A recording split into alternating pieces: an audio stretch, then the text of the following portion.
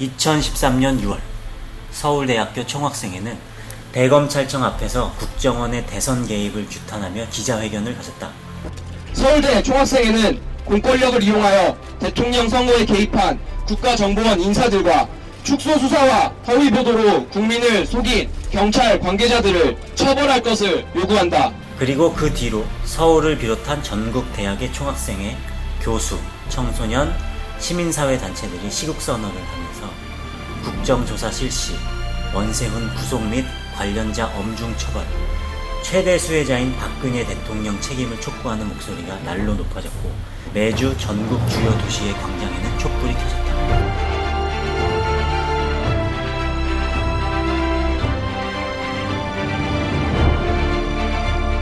2013년 전국에 켜진 민주주의 수호 촛불. 도대체 국정원은 무슨 일을 저지른 것인가? 2012년 12월 대선 기간 정치 중립을 해야 할 국가기관이 박근혜 후보에게 유리한 온라인 댓글 달기 활동을 하며 불법적으로 선거 개입을 했다는 범죄 행위가 밝혀졌다. 정치 현안과 관련된 글을 120건이나 써올렸다고 번복했습니다. 박아름 기자가 취재했습니다.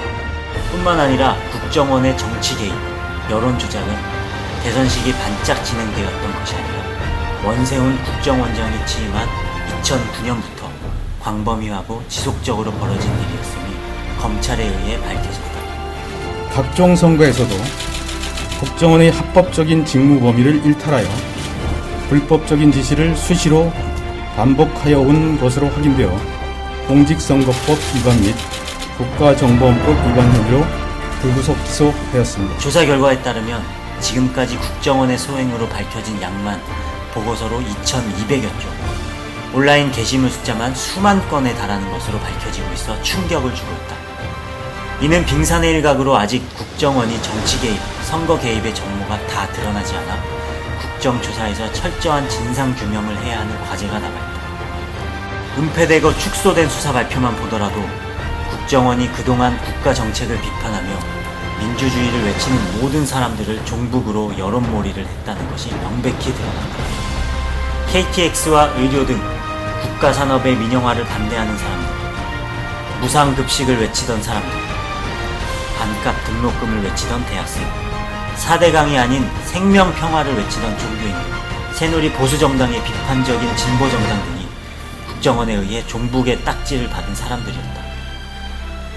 또한 국정원은 일배충과 다를 바 없는 모욕적이고 인격 모독적인 댓글도 서슴지 않았다.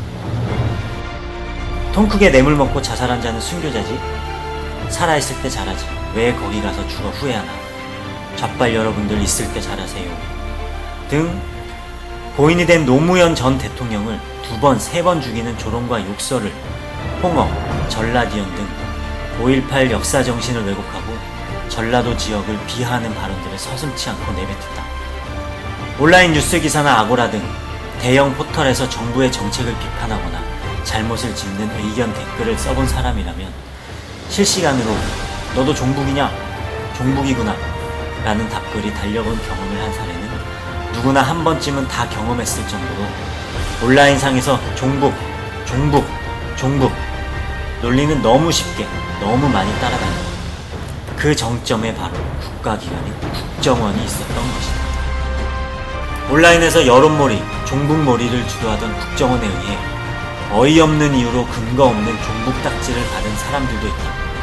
현 집권당과 다른 야당 소속인 서울시장 박원순, 조선국적의 국가대표 출신 축구선수 정대세, 정부의 비판적인 발언을 해온 김미화, 김재동 등이 종북으로 온라인에서 마녀사냥 당하기도 했다. 심지어 지난 4월에는 한 청년단체의 회원들에 의해 지메일을 사용하며 미혼인정, 소득이 없는 점을 이유로 국가보안법 위반, 종북으로 내몰려 10여 명이 불시에 압수수색 당하며 구속될 뻔한 황당한 일이 벌어지기도 했다. 낙곰수의 김용민 교수는 6월 집회에 나와 새누리당은 북한 없이는 정치를 못하는 당이라며 종북 장사로 집권한 새누리당과 박근혜 대통령을 비판했다. 명백한 부정선거였죠? 명백한 부정선거임에도 불구하고 이러한 부정선거를 어떤 논리로 또 정부는 덮어가려고 하고 있습니다. NLL, 이른바 종북 논리로 정말 북한 없으면 존재할 수 없는 정권이라는 생각을 다시 한번 가져봅니다. 종북딱지로 건강한 정책 비판마저 색깔론을 입히고 선거철만 되면 종북 소돔으로 정권을 유지하는 것이 가능한 나라. 무고한 사람들에게 종북딱지를 붙여도 정상적인 대북 심리전의 일환으로 문제될 게 없다고 말할 수 있는 나라. 대한민국. 우리가 살고 있는 대한민국은 왜 이런 기형적인 사회가 된 것일까? 그 원인은 대한민국이 처한 세계 유일의 특수 상황인 남북의 분단에 있다. 일찍이 북에 대한 징후를 국가 지배 수단으로 삼아온 남한 사회에서 북한은 절대 악 그 자체였다.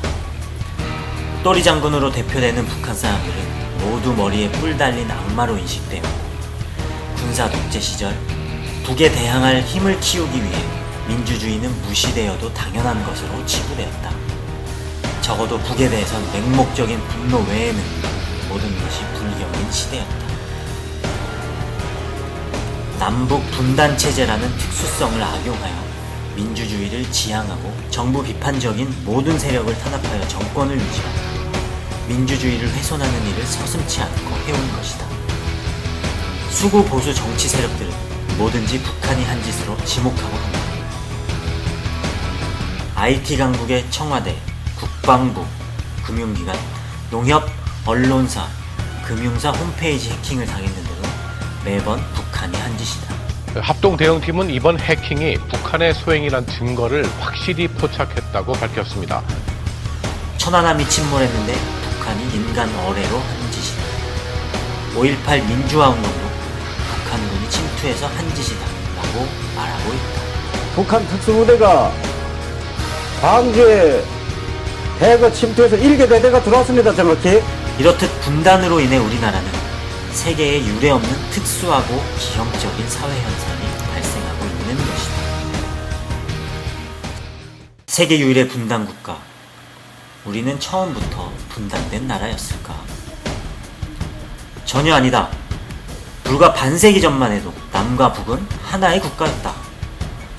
그러던 것이 1945년 일제의 2차 세계대전 패망과 함께 승전국이었던 미국과 소련이 각각 진주하게 되고 자신들의 편의를 위해 일방적으로 그은 38선이 지금의 분단을 알리는 시초가 되게 된다. 어디에 선을 그을까? 서울이 있는 남쪽은 우리가 갖고 소련한테는 북쪽을 주지 뭐 그러면서 38선을 그었죠. 38선은 불과 30분 만에 그려졌다. 이후 남한을 포기할 수 없었던 미국은 남한만 단독 정부를 수립하기 위한 계획을 세우게 되고 이 시기 미국 내에서는 트루먼 독트린이 선언된다. 랭던의 전무는 남한만의 단독 정부를 세우려는 매우 중요한 움직임이었습니다. 신탁 통치뿐만 아니라 소련과의 협력도 반대하고 남한을 독자적으로 건설해야 한다는 것이었습니다.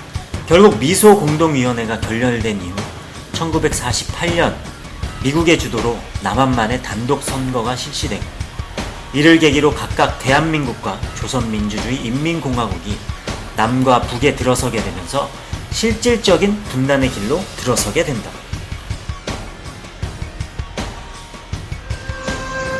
한반도의 분단. 그것은 미국과 소련의 세력 경쟁, 희생 제물이었다. 그리고 2년 뒤 미국과 소련에 의해 남과 북으로 갈려진 한민족은 서로를 향해 총뿌리를 겨누는 처지에 이르게 된다. 이른바 한국전쟁의 발발이었다. 그리고 53년 7월 27일 정전협정과 더불어 길지 않을 것이라고 생각했던 분단은 지금에 이르게 된다. 그러나 한민족이 하나로 합치기 위한 민간 차원의 통일운동은 멈출 줄 몰랐다. 그런 의미에서 1989년은 특별한 해였다. 1989년 3월 문익환 목사님이 개인 자격으로 북한을 방문한다. 당시 방문에서 문익환 목사님은 북의 김일성 주석과 두 차례의 회담을 갖고 남과 북의 자주적 평화 통일에 대한 합의 성명을 발표하기에 이른다. 뒤이은 6월에는 전국 대학생 대표자 협의회의 대표 자격으로 임수경 양이 세계 청년학생 평양축전에 참여하기 위해 평양을 방문한다. 굉장히 반갑습니다. 그리고 굉장히 기쁘게 생각하고요. 감격스럽습니다. 이후 임수경 양은 통일의 꽃으로 불리며 전 국민들의 가슴에 통일에 대한 기대를 다시금 지피는 계기가 된다. 가구들이요.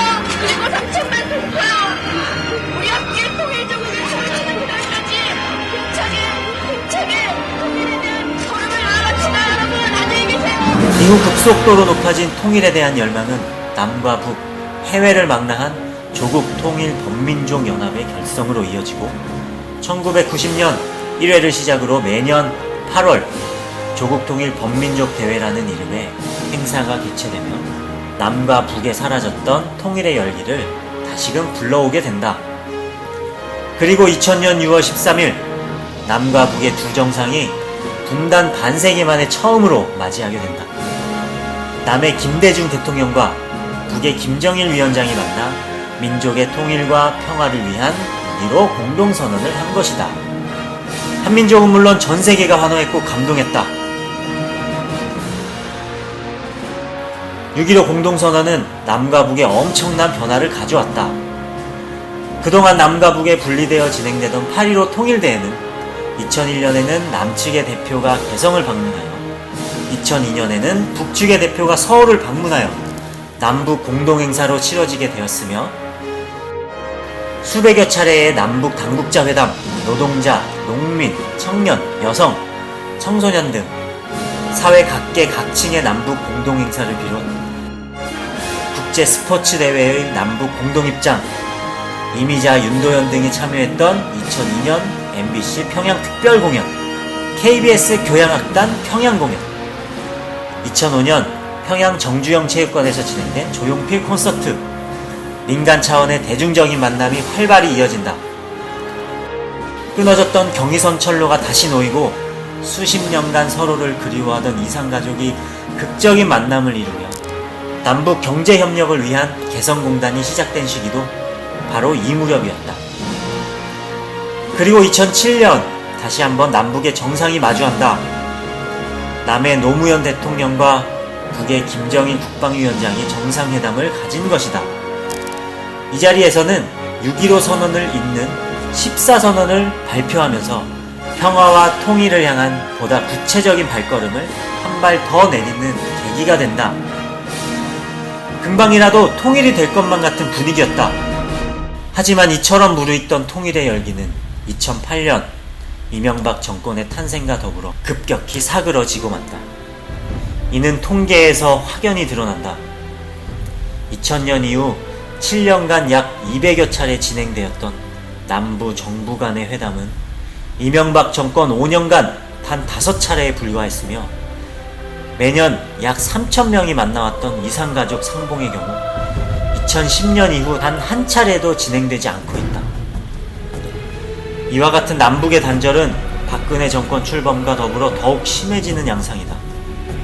지난 4월에는 내일 전쟁이 나도 이상하지 않을 정도로 사상 최악의 전쟁 위기라 일컬어질 만큼 연일 남북의 군사적 긴장이 높아지더니 급기야 남북 교류의 상징과도 같던 개성공단이 폐쇄된 지 100일을 넘기고 있다. 개성공단 정상화 논의를 위해 열린 남북 후속 실무회담이 가동 중단 책임 등을 놓고 견해차를 좁히지 못한 채 끝났습니다. 이런 상황에서 무엇보다 필요한 것은 90년대 그리고 2000년대 초에 활발히 진행되며 통일의 분위기를 만들어왔던 민간 차원의 범국민적인 통일을 향한 목소리, 행동들이다. 90년대의 범국민적인 통일운동이 2000년 김대중 대통령의 방북을 이끌어냈듯이 다시 한번 노동자, 농민, 청년, 학생 등 범국민적인 통일운동이 절실한 때이다. 정부가 하지 못한다면 우리 국민들이 나서 남북 정상 간의 만남, 현재 해결책을 찾지 못하고 있는 개성공단 정상화, 이산가족 문제 등을 풀도록 해야 할 것이다. 실마리는 우리들에게 있다. 우리 다 함께 모여서 민주주의를 훼손하고 종북 논란을 부추기는 분단과 전쟁을 종식시키자. 그리고 남과 북의 평화와 통일의 시대로 나아가자. 가자, 8.15 민족 공동행사로.